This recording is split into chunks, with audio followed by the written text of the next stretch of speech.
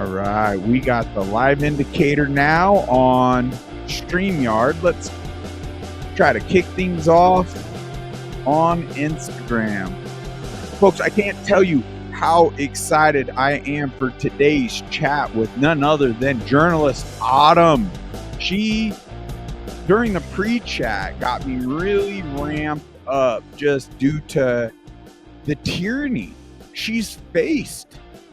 It's like she got smacked upside the head with the reality of the world we live in, saw the corruption, started exposing that, fighting against that, ended up in prison, ended up like with all these crazy charges, and then her social medias are under attack like a normal citizen like you and I. I mean, in fact, our journalists, the ones actually fulfilling what that's supposed to mean, not hired, manipulated propagandist pushers, like there's protections in place.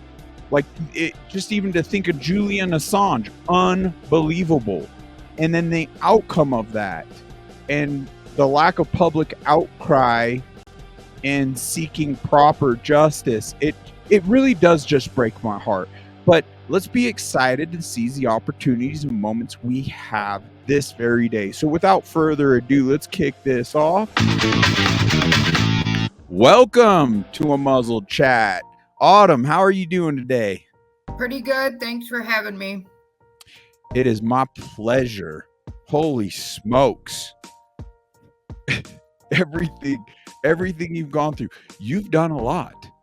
And you know what I like? If in fact we look at the title of this very episode, when I viewed the episode you did, we'll do a plug to John and Scott with the Forgotten Soldiers, yet again doing amazing things. You recently joined them, and through your interview with them, as you're talking, it just hit me so profoundly that here is proof of a woman, like proving her patriotism for this country. You clearly have a big heart. You care a lot for your future, your family's future, and even strangers' futures around you. And my goodness, you can actually see whatever you want to call it, the cabal. You know, there's clearly a group, an organization. I call it the synagogue of Satan. It's biblical to me. It's spiritual warfare. It's all playing out here in the flesh. But they essentially, it's just this two-tiered infrastructure system we're up against now. And it's a great threat to us all. So I just want to applaud individuals like you that have the courage to continually, and at great cost to yourself, and at there's no money, there's no accolades. You're just doing it because it's solely the right thing to do, trying your best to secure the future for all those you love. And I commend you for that. Thank you. Thank you. Yeah. I just want to say I'm recovering from oral surgery, so my words slur a little bit. But yeah, I'm not under the influence, but thanks for having me. Yeah, you basically said it. I did it because it's the right thing to do. And it's really, I can't believe that other people, it's such a small select few people that are willing to do that. And it just seems like we were always taught to do the right thing, and not many people are willing to step up to the plate, I guess. Why do you suppose that is? It seems as though the Matrix documentary is just running so true. I mean, it plays into the scenario too smoothly not to use it. There's other films and things, but it's just people are more content, it seems, right here, right now, getting absorbed into the blue pill and the modern conveniences, right? And the false sense of securities, the bread and the circus, and the luxuries this existence has to offer. This society, let's say even this two-tiered infrastructure is allowing, right? But we can see with the pandemic, we can see with so many events that have happened, I mean, assassination attempts, all these things to inhibit real freedom, thriving.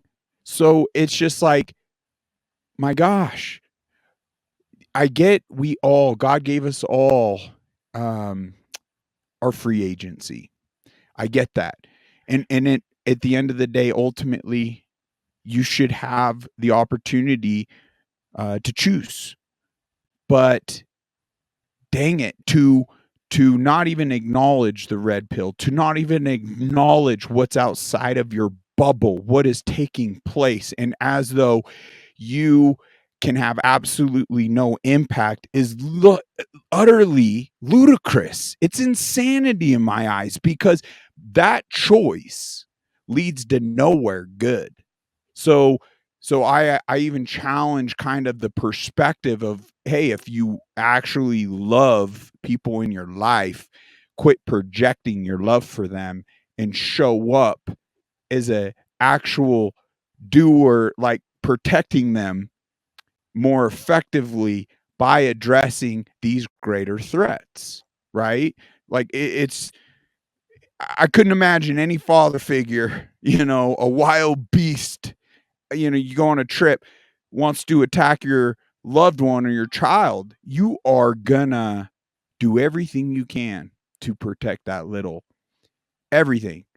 But once it becomes a government entity, once it becomes a corporation, once it becomes a pharmaceutical, you're not even willing to put in the time or acknowledge that threat for what it actually is. Like, I don't get that. I don't get that disconnect. So it does seem like the World Economic Forum's been effective with all their bold statements of, well, nothing to be happy, that they have the technology to control the masses, that humans are now hackable animals. It does it does seem as though a lot of us have become entirely hacked, where we're more so controlled and we've lost our free agency. But I digress. Let's dive into your story. What helped open up your eyes? What set you on the path to kind of acknowledge the corruption and more so it, be willing to do actual journalism all that leads you all the way even to prison? You can start where you feel impressed. I actually think I have a little bit of a timeline here to help guide me because I'm getting to the age where I don't remember 5 years ago. Sometimes feels like 1990 to me, and 5 years ago sometimes feels like Are you decades, kidding me? you know? I get it. I got a notepad right here. Yeah. I can't get Okay. organized enough. So basically, in let's see, I started getting involved in, I guess you would say it was about 2010. There was a oil spill that happened in my town. The Mm, Kalamazoo River was, there was Enbridge oil spill. It happened around the same time the Gulf, the BP oil spill, if you remember that in the Gulf, mm. happened. And then, like that summer, Enbridge spilled millions of gallons. Of course, they covered it up how many. And I got very involved and I uncovered the illegal liability waivers that Enbridge was tricking residents into signing to sign away their rights in exchange for like $200 and an air purifier, and them saying you can never sue us. And I was like, no, this is wrong. I met on numerous occasions with the CEO of Enbridge, Pat Daniel. I exposed it. It ended up going to Washington, D.C. before congressional hearings, and they were found that yes, the liability waivers were illegal, and Enbridge was told to stop circulating those. So I started bringing that up to my local public officials, my local city council, city commission, county commission, and that's when I started attending commission meetings, on a monthly basis. I would Oh, attend every single one. I sometimes had a better attendance record than the commissioners themselves. oh my gosh. Good on And, you. We all need to get more involved with that. Good on you. and so in spring 2013, there was a commissioner on the commission that was trying to bring attention to nefarious activities and corruption going on within the police department. he had some whistleblowers coming forward to him in the police department and in City Hall and various city departments, but mostly the police department, and nobody was doing anything about it. He would speak about it at the commission meeting and beg for help and beg for investigations and beg for things to be done, and just he was being stonewalled and stonewalled. And I kind of thought of two things. Either he's got a personal vendetta or agenda and he's trying to do something to start stuff, or there's something really going on here and they're in cover up mode. So it's like, let's shoot the messenger rather than deal with the message. Wow. And I approached him as a journalist, citizen journalist. I had started writing for some small podcasts that I had been featured on, and I used to co-host a podcast, and we'd also do like news articles along with that. And then I had also gotten in touch with via social media and email and stuff like that with Naomi Wolf, and I had written for her. And so I approached this commissioner and I was like, hey, I'm willing to listen to what you have to say. And if there's something there, I'll go forward. But if I find out you're lying to me or anything, that's it. I'm walking away. I'm not doing personal vendettas. I want to do real things and get to the meat and potatoes of it, basically, I like it. and fix things. So throughout 2013 and 2014, I exposed a bunch of police corruption in my local police department and city hall. And as a result, multiple high ranking city and police officials resigned, retired, or Wow. got fired or sought employment elsewhere. And I can name a few of them. It was a police chief, the deputy chief, city attorney, city manager, assistant city manager, internal affairs inspector, employee relations director. And then Wow. there was even some, we believe, residual fallout in community Wow. government organizations outside that people resigned, retired, and, so it was a big. What a great example is to the citizenry we could like the impact we could have, especially through some unification. I mean, I don't want to derail, but was a lot of this corruption, I could only assume, did it have to do with money? Not, not. Or a different type of scandal? It was a lot of little things that snowballed that allowed that weren't getting addressed. There was like Okay. there was things like death threats being made within the police department. Oh, wow. There was like there was a situation where anytime there's a call with a person with a weapon, you send multiple officers there, especially domestic violence. It's automatic protocol because you Mhm. don't know what you're walking into there. Right. So what they would do is when this whistleblowing officer would get a call for a person with a man with a gun, they would dispatch multiple units, but the other units that were supposed to go would leave him, essentially setting him up to get injured or killed in the line of duty because Wow. he was whistleblowing. Um, there was Wow. hidden cameras that were put in the female locker room. Hmm.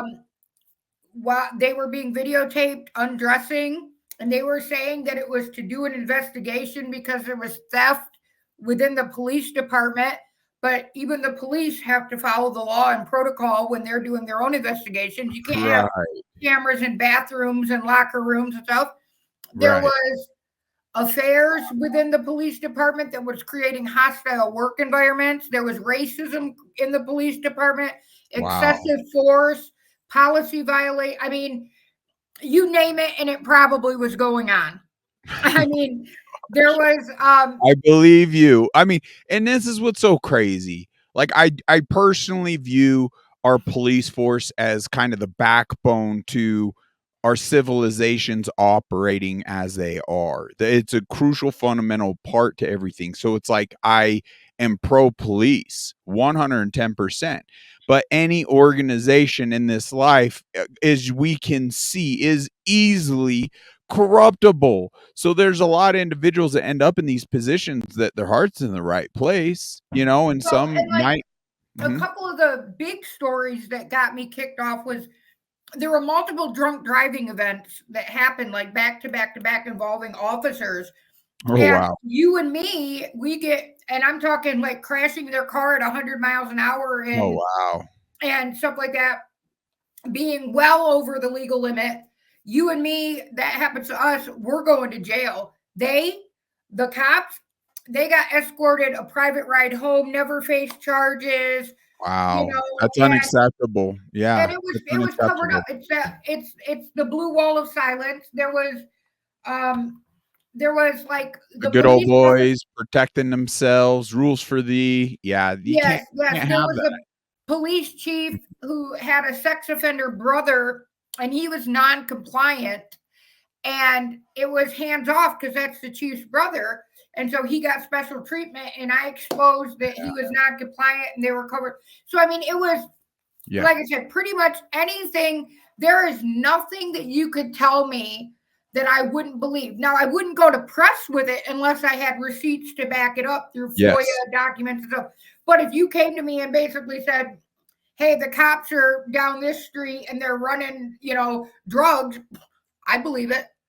But, Wow. believing something and then having tangible, solid evidence to back it up. That's why another thing is they had to go after me criminally because they could not go after me civilly because Civil. their fingerprints were on everything that I was exposing. Wow. Everything that I got came Yeah. from City Hall or the department itself and had city officials and police officials' names on it. So they had to turn the tables on me and go Right. after me criminally to try Wow. to shut me up and shut me down. And what happened is one of the things that I exposed was when my friends and I that were involved, we kind of call it the fall of City Hall. When the dominoes started falling and the house of cards started to collapse, the police chief took early retirement. I think he was like 47 years old and retired, which is like you're in your prime as a police chief there. You've got at least a good 10, 15 years left. Yeah. And he retired, took early retirement. But the gentleman that they promoted that was on deck to be that they made interim police chief, he was a bad cop, very corrupt. He had Oh, previously no. left the police department, and in his exit interview, he exposed a lot of the corruption and substantiated many of the things that myself and the whistleblowers and city commissioner was exposing. Right. The job that he left for, I believe, was absorbed by a government sequester a few months after he left, like 6 or 8 months. So he was left without a job. So he ran back to the police department and basically with his tail between his legs, knowing that he crossed that blue wall of silence and Yeah. exposed the corruption, he basically got his job back.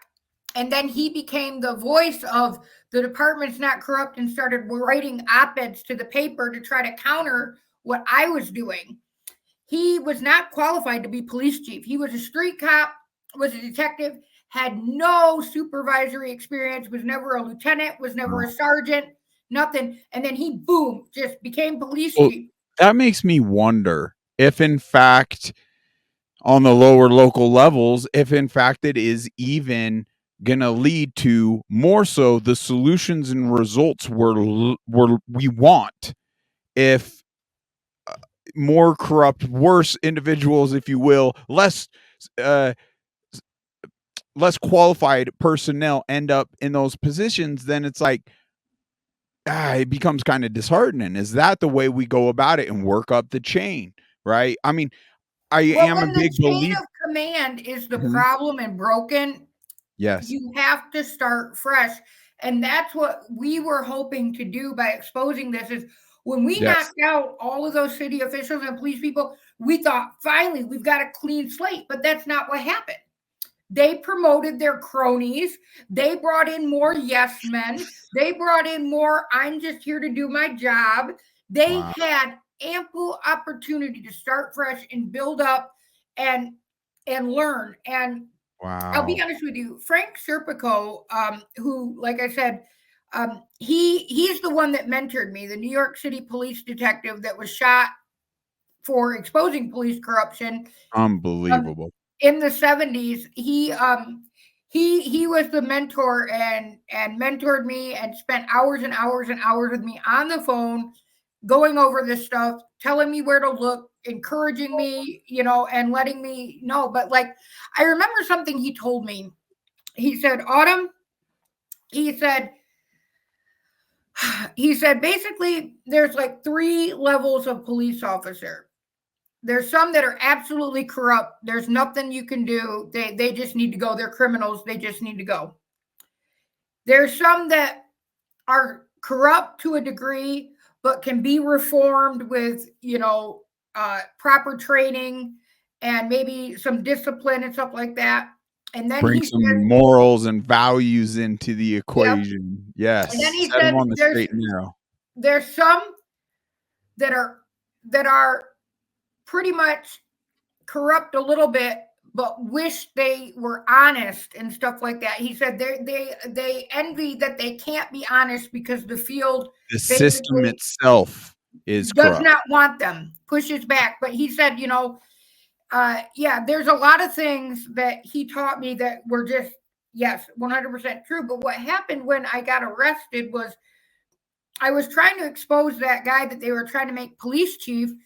I was trying to get his exit interview through FOIA because, like I said, he exposed a lot of the corruption. I was just going to say, you're the one, we're not lying. You exposed it in your exit interview, released the exit interview. He didn't want to. And we got into a heated discussion prior to a city council meeting.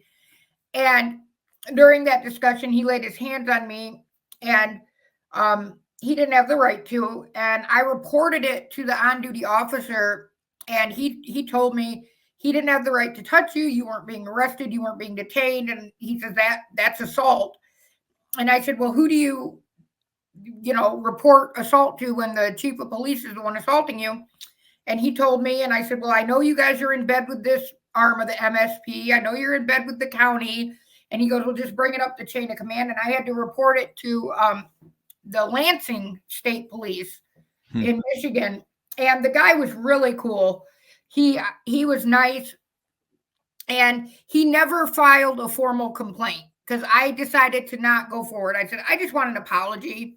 I really don't want to, I just want an apology, but I'm not going to file a formal police report. And he's like, that's cool. I appreciate you bringing it to my attention. Good luck. I wish you luck on your investigation. And then all of a sudden, they charged me with filing a false police report, even though there was never a police report filed. How does that happen? They said the 911 call that I made, which I was instructed to make by the officer that was on duty. They said I made a false 911 call. Yeah. I was then, it took them 2 years to bring me up on to go for a jury trial. It was a misdemeanor. I was found guilty, but I found out they rigged my jury with a jail guard. And after my trial, I rode the elevator down with my entire jury, and their heads were down. They could not look at me in the face, and I knew something was up, and I looked at them. I remember looking at them, and I said, while I staunchly disagree with the verdict that you came to, I respect you doing your civic duty and serving as a juror. And the elevator doors open, ding, they come out. They all turned and pointed to the foreman, which was the jail guard that rigged my jury. And they said, he made us find you guilty. He said we had to find you guilty. Right. We did not believe you were guilty. He said we had to. And it was discovered in my trial that the police chief's internal inspector, the police chief and the internal inspector were best friends and lived next door. He destroyed 7.5 minutes of video evidence that would have shown the police chief putting his hands on me when he shouldn't have. He destroyed 7.5 minutes of video evidence. Boom. That in and of itself is criminal. Yes. Yeah. You can't destroy evidence like that. No. Wow. And so I was sentenced to, here's the kicker. Here's how I got my second charge. I've never been in trouble with the law. This was my first time. I was just flabbergasted because, like you said, I'm a journalist. I'm supposed to be protected. I wasn't doing anything wrong. I was doing what the officer said to make a 911 call. I never made a false police report, but yet I was charged with it. Wow. So the judge sentenced me to community service. And I asked him, what could I do for community service? And he says, well, I'm pretty flexible. As long as what you do is good for the community, I'll allow it. I said, well, my attending commission meetings and reporting on the city and police department was good. Can I continue to do that? And he said, yes. So I was court ordered back to commission meetings to do exactly what they tried to prosecute, what they prosecuted me for. And I think it was the second, I went back to the commission meeting that night because the night of my sentencing was a commission meeting and I sat front row and center. And at the second, I had already been investigating and working on my next couple stories. The brand new city manager that they hired as a result of the one that went down because of me, she had a bunch of bankruptcies. And I'm like, we need to look into someone better if they're going to be the CEO of the city. And I was investigating that. I was investigating a shady trip that my mayor and assistant city manager took to China and a bunch of smoky front groups there. So at the second commission meeting that I went to do my court-ordered community service, I was making sure that I was going on the record to introduce myself so I would get credit for, sitting at the meeting for an hour, 2 hours, however long the meeting was. And I introduced myself and I said I was there to do my court-ordered community service because the police chief assaulted me, which is true. They did. And the mayor called me out of order and I sat down. Then the second public comment came up and I introduced myself. I said, I'm sorry, Mayor. Apparently you didn't like the way I introduced myself again the first time, so allow me to clarify. My name is Autumn Smith. I'm here in part to do my court-ordered community service because Inspector Wise destroyed video evidence that would have shown the police officer assaulting me. Called me out of order, told me to leave. He had 4 officers at the commission meeting, including a female officer, which when you've been going to commission meetings for years like I do, you know what's normal protocol and what's not. Right. And they don't normally have 4 officers. They have 1 officer, and 9 times out of 10, he's falling asleep in the back. They were waiting for you. Yes, and with the female being there, yep, that was because, and I left the chambers. I turned around because I saw a public official, a judge, sitting in the back row, and I needed to get my community service sheet signed. Yes. And I just quietly stooped down and said, can you please sign my community service sheet so I get credit for the 90 minutes I was here? He's like, no, I can't. The mayor made a hand gesture to the 4 officers.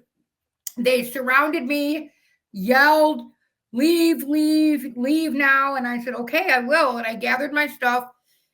And the one female officer grabbed me and put her hand on me. And I vividly remember during my first trial, when the police chief put his hands on me, the only people they had testify against me were all city officials and police officers. So go figure, do that. They didn't have anybody from the citizenry, no, just everyday people that were there. They had all city officials, people that I had written articles about testify against me. And I vividly remember the city attorney telling me, testifying in my trial, Autumn is well known at City Hall. If somebody put their hand on her, all she would have to do is scream and yell out, and anybody would come and help her. I remembered that. So when this officer put her hand on me, I said, take your hand off of me. You have no right to touch me. Leave me alone. Yoink, her hand went off of me and behind her back. I left. I filed a motion, I believe it was, with the court that I was no longer going to do my community service at City Hall and that I would do it in another venue. And they said, okay, fine. Wow. Well, I was in the process of suing a municipality for a FOIA violation. And I had submitted some court documents to the court, and I was waiting to hear back from the court. And every time, I was also investigating my first trial because it was rigged. And I believe it was a shadow trial, kangaroo court. My verdict form is literally nothing more than a Microsoft Office document. No court case number, no name, no defendant, no plaintiff, no nothing.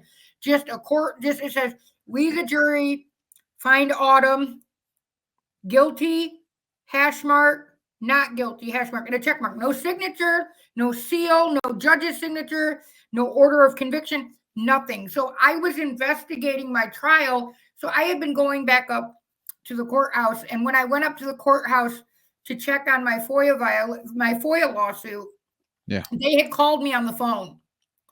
And they said, your documents are ready. And I knew that that was weird because courts don't do business over the phone. They do business through mail and they do business in person. And I was with a city commissioner because I was trying to let him know every time I go to the courthouse, they give me trouble. There's always sheriffs surrounding me with their hands on their guns. They're intimidating me. And he's like, well, next time you have to go up to the courthouse, let me know. I want to go up there and witness this firsthand. It's not that I don't believe you, but I want to see it. So right then he was there when they called and told me to go up there. And I said, this is a setup. I knew it. And he said, well, I'll take you up there and we'll go. Because I told you I wanted to go see what they do if they mess with you at the courthouse. I went up there. They jumped me at the door and arrested me for disturbing the peace at that second commission meeting that I was called out of. Now, this was 100 days later.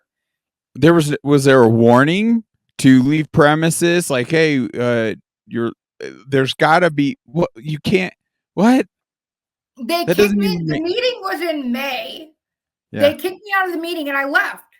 And I didn't come back to the meetings. I did not set foot in City Hall May, June, July, August. August, I was doing business at the court, and that's when I went to. So they tracked me by calling me on the phone and telling me to come get my documents. Did they order a trespass? Because with a trespass, they're supposed to be. I mean, that's public ground, right? And well, that's where I'd have to go to do business with City Hall, pay water bills and stuff like that. So it would be really, really hard to do that. But they didn't order anything. Nothing. Interesting. So as I'm hearing your story, Autumn, it's like I want to obviously motivate the masses, right? I want to motivate us all, and who in their right mind, like when you're not seeing outside the bread and the circus and the real tyranny, the warfare, in fact, that is taking place before us. They're like, well, why would I push the envelope in these regards? Like, this is probably more so becoming disheartening versus like encouraging. But when we tie in the bigger picture and the actual war tactics and the depth of the corruption, that should bring light into people to being like, yeah, this is unacceptable, right? Because it's only going to continue to deteriorate from there, and hopefully light some type of spark within individuals, because it makes me question even lesser action. Let's say speaking out on truth on their social media platforms. Have we literally been coddled? Are we just these precious adults, like these baby-esque kind of creature as adults, where we won't even challenge narratives on our social medias because have we become so weakened that we won't be willing to stand up for truth to any level of flack, any level of pressure, right? Because even social media, and now we see a lot of people, pushing the envelope, but frankly, not enough of us are. That's why the tyranny still continues on social media platforms and in all of these arenas, so to speak. Go ahead. Yeah, like you said at the beginning, is I want to empower people, but it does sound disheartening. Like, people are like, because most people, if they listen to me, they're like, you aren't doing anything wrong. Right. We live in such an inverted world right now, yes. Clown world, where yes. you do things right and lawful and peaceful, and they're going to set you up somehow. They're going to turn the table. I just wonder. So what is the disconnect? What is keeping people weak in that sense to not want to fight against and rule out this type of tyranny, to ensure law and order, to ensure that it's not a two-tiered infrastructure, that it's rules for thee and not for me, right? And I think this is just the tip of the corruption, because you follow it up the chain, and that's what's allowing it down on this more personable level. But all the way up the chain and through the other tentacles of the war tactics, this is greatly threatening to to all of our lives.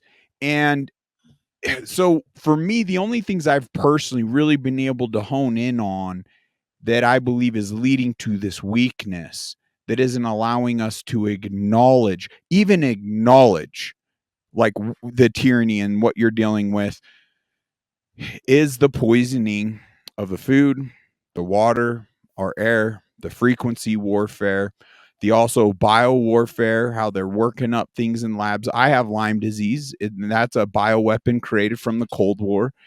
Obviously, they've ramped up their bio warfare, is, even through COVID and whatnot. So I believe that, there's just all these layers that have been added on, and they're nothing shy of war tactics that has literally dumbed us down, has limited our resilience, because it's kind of like that point we were just communicating before this episode, and I hadn't quite worded it that way before. It just kind of came out of my mouth, where it's like, for the first time, it seems in history, even regarding information, but it ties directly into this very situation and the tyranny you experienced.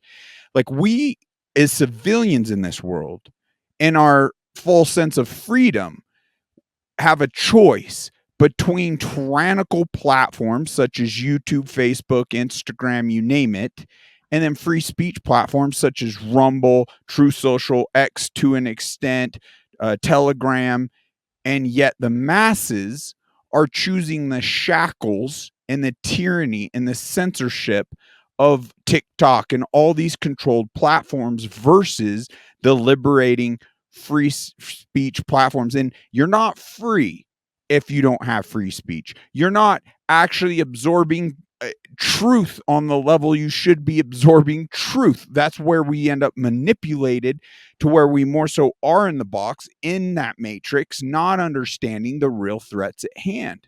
So, what They would don't cause want one?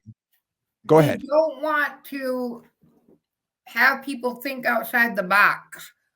They Mm-hmm. don't. It's almost like a form of self Oh, true. censorship. If I Yes. stay in my bubble of Yes. Facebook, if I stay here, and then I also learned like a phrase a long time ago.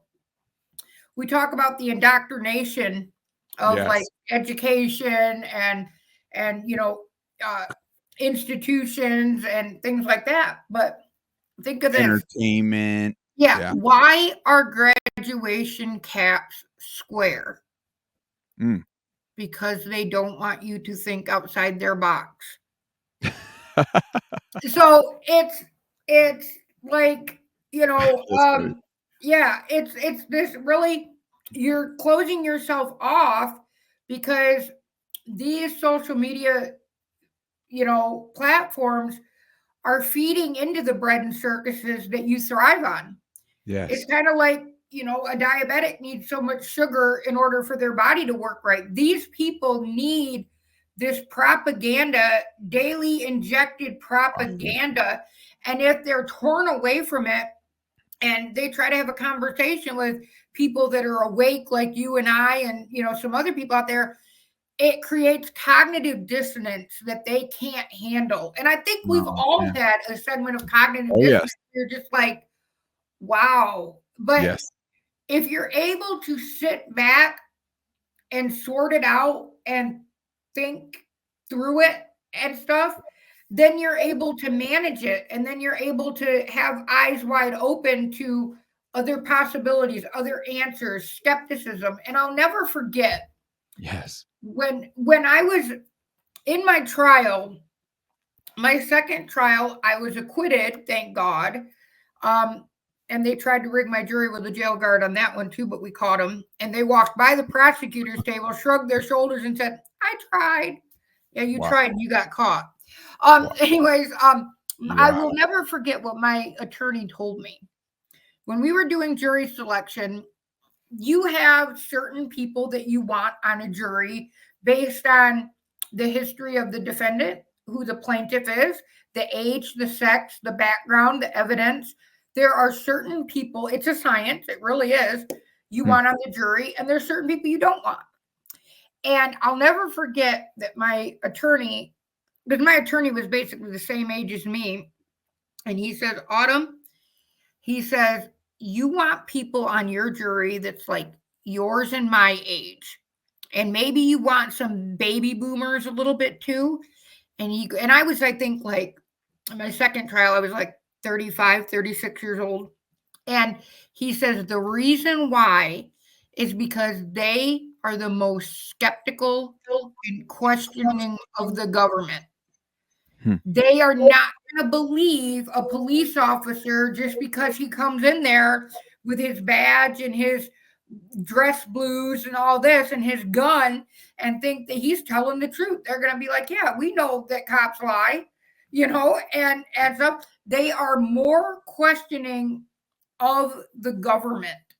And Okay. I'll never forget that. I mean, and that I've always been taught is a patriotic thing to do. Is you're supposed to question authority. Just because somebody puts on a badge, somebody puts on a lab coat, somebody has a Hmm. stethoscope around their neck, doesn't automatically mean that they're there to serve the right purpose or that they're there doing the right thing. I like what you're getting at because yes, we have been through the information, through all these like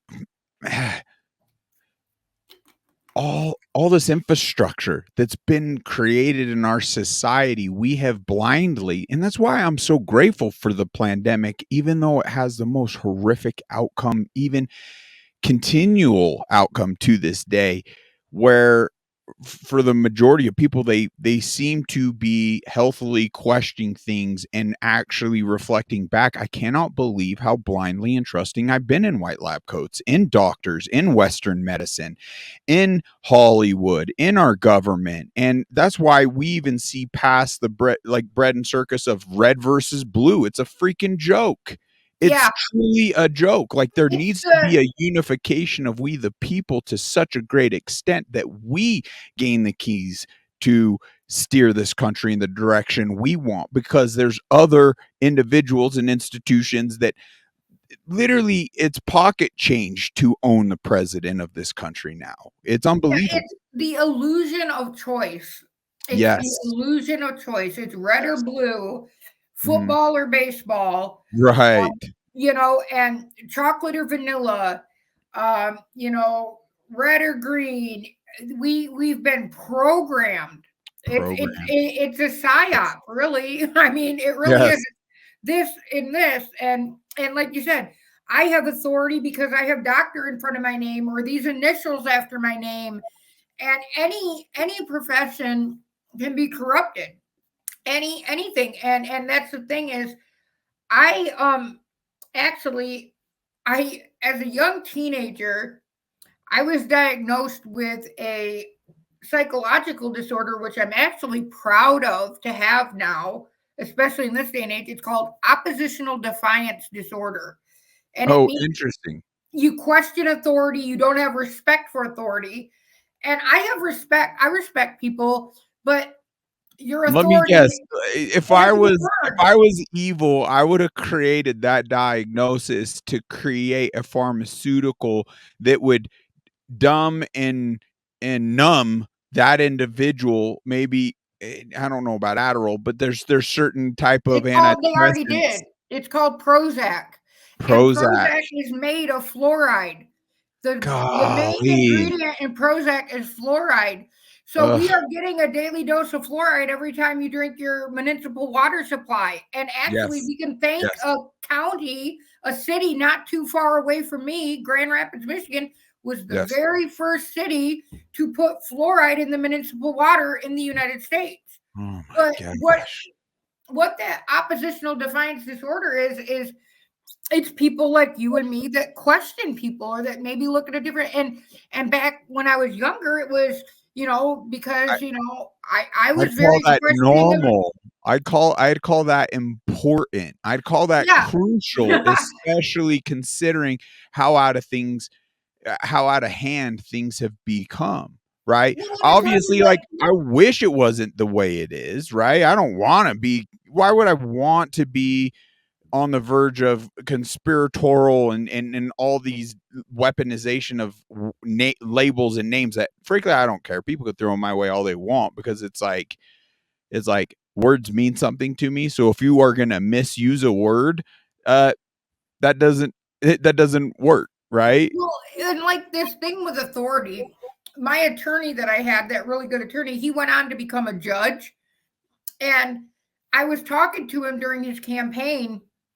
And because I'll be honest with you, I've been in many judges' courtrooms where I refused to stand. Oh And wow. every time I was on the stand in my one trial, I did not call him Your Honor. I did not call him Judge. I called him Mister. Oh wow. I have my little subtle ways of saying F you without saying F you, you know. But I asked my attorney when he became a judge, I said, between the day that you're elected and the day that you're sworn in and you put that black robe on and you take the bench, what the hell changes to make you honorable? He couldn't Mm, answer the question.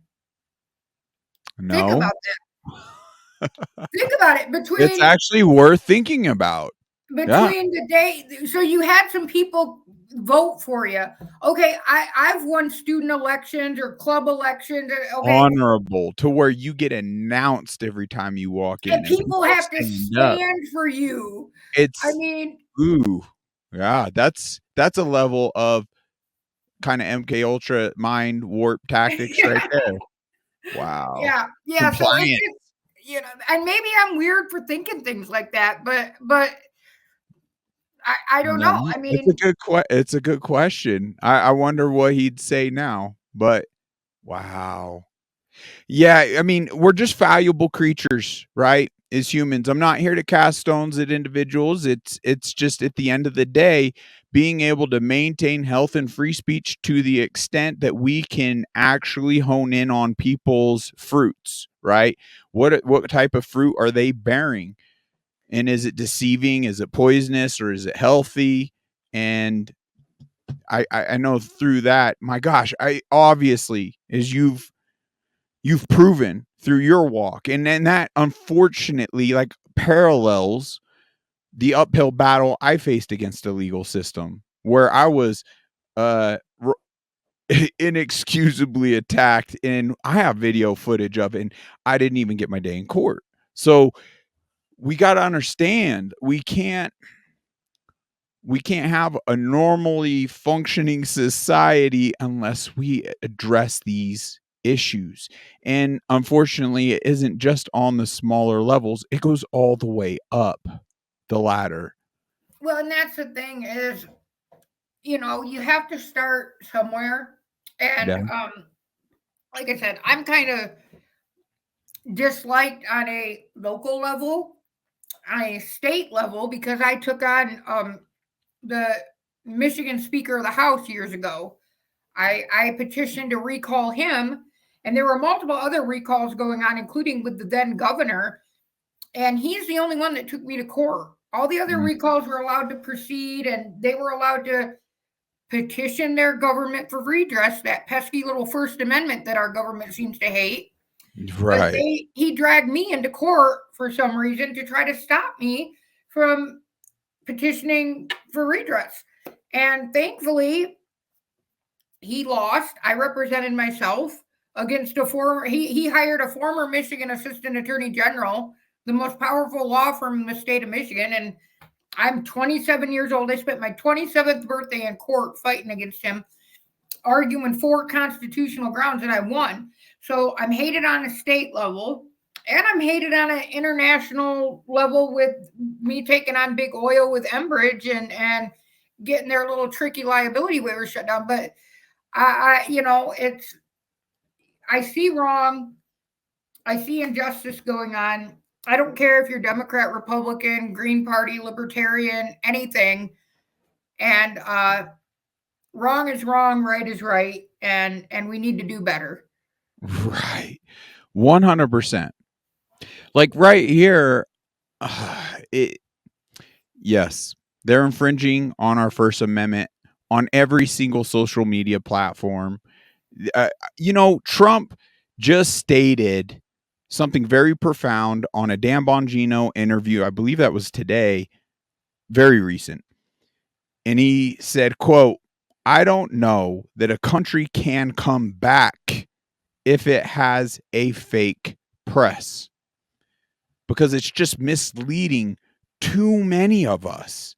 It's dividing too many of us. It's keeping too many of us plugged into the matrix, the bread and the circus and football and men in spandex. It's just unbelievable. Like, yes, I'm going to challenge every man out there. Really? All right, you enjoy watching men in spandex while the war wages on and it's literally poisoning everyone you love in your life. We need to put that time, energy, and money. Now, the fact of the matter is the more of us engage and sooner versus later we have an opportunity to get it back to a place where football more so could matter again, right? We could have those luxuries, but it would be insane to be wrapped up in the Coliseum, so to speak, as all this tyranny's raining down upon us. My goodness. Like we had a selection 2020, selection 2022. What do you freaking expect's going to happen in 2024? If we aren't properly ready and willing to unite to whatever means necessary, and I'm saying whatever means necessary. All right, let's burn the midnight oil. Now, why am I interrupting this episode? Well, that's a very good question. You should actually know the answer. YouTube is a tyrannical platform. You ask them why they're actually censoring truth under the guise of hate speech, under the guise of misinformation or disinformation or conspiracy theory or anti-Semitism or racism, any type of ism. They literally are full, commie, tyrannical control. This is something I don't get. The majority of the population still seems to be on YouTube versus Rumble. I don't get that. No one is immune to their actual misinformation, their actual propaganda machine. No one's immune to that. So if in fact you spend a good majority of your time on YouTube versus Rumble, you're not immune. It's no secret. You will in fact be manipulated. You will be misled. Because why? You don't even know what they're censoring because it's not on their dang platform. You don't even know. And let me just pose this. The majority of the content that I've been censored on YouTube mainly has to do with sounding the alarm regarding your health. Trying to actually bring real evidence, information that could save your life and your loved ones' lives, and they're censoring it. What does that tell me? That tells me one thing. Evil in this world would rather dumb you down, let's be real, they're incentivized on you being sick with the big pharma and stuff. You know what? There's so much I can't even say right now. Otherwise, this own insert is in fact going to end up censored itself. So no longer fall prey to the true propaganda and misinformation and come over to Rumble. It's built the same. It's the new YouTube, except for they support free speech. So why are you dancing around, especially if you're a content creator on this platform? Get over to Rumble. It's free. The monetization, I believe, is even better than YouTube. So there's more money to be made. It's just not, what do you say? The masses just aren't quite over there. However, it is blowing up. So you download the app, create a free account, and then you can watch this full episode uninterrupted and so much more. The majority of our episodes, I don't even bother to upload it to this Tyrannical platform.